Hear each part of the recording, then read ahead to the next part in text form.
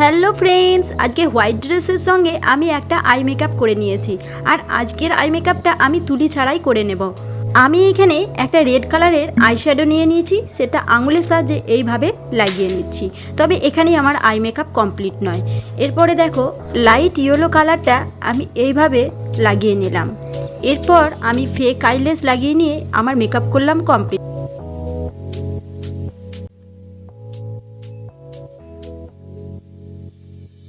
আজকের আই মেকআপটা একটু অন্যরকম। আমি কিন্তু অতিরিক্ত ঘামি, আর এই যা গরম পড়েছে সকলেই ঘামছো।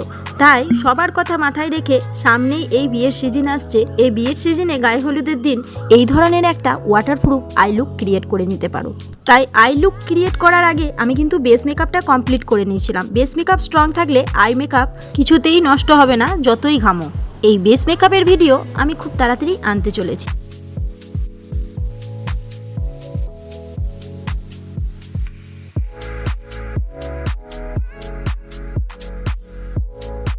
চলে এসেছি party wear glitter eye makeup. কীভাবে করবে চলো দেখিয়ে দিই। প্রথমে আমি এখানে নিয়ে নিয়েছি ব্লু আইশ্যাডো। এরপর এটাকে ভালো করে এই তুলিটির সাহায্যে লাগিয়ে নেব। আর লাগানো হয়ে গেলে আঙুল দিয়ে আমি লাগিয়ে নেব গ্লিটার। এরপর একটা ইয়েলো কালারের আইশ্যাডো এইভাবে লাগিয়ে নিলাম। তারপর সেটাকে ব্লেন্ড করে নেব এরকম ধরনের ব্লেন্ডার তুলি দিয়ে। তারপর ফেক আইল্যাশ লাগিয়ে নিলেই আমার আই মেকআপ কমপ্লিট।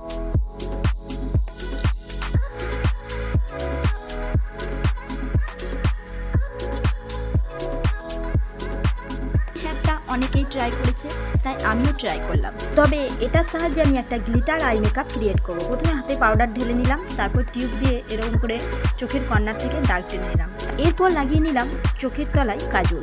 তারপর এটাকে স্প্রেড করার জন্য একটা ব্রাশ নিয়ে নিয়েছি। এই ব্রাশের সাহায্যে আমি দেখো কাজলটাকে স্প্রেড করে নেব। আজকে আমি একটা বোল্ড আই লুক ক্রিয়েট করব, তাই চোখের তলায় এইভাবে কাজলটাকে স্প্রেড করে নেব। এরপর চোখের ওপরে সেমভাবে কাজল লাগিয়ে ব্রাশ দিয়ে আমি এটাকে স্প্রেড করে নেব।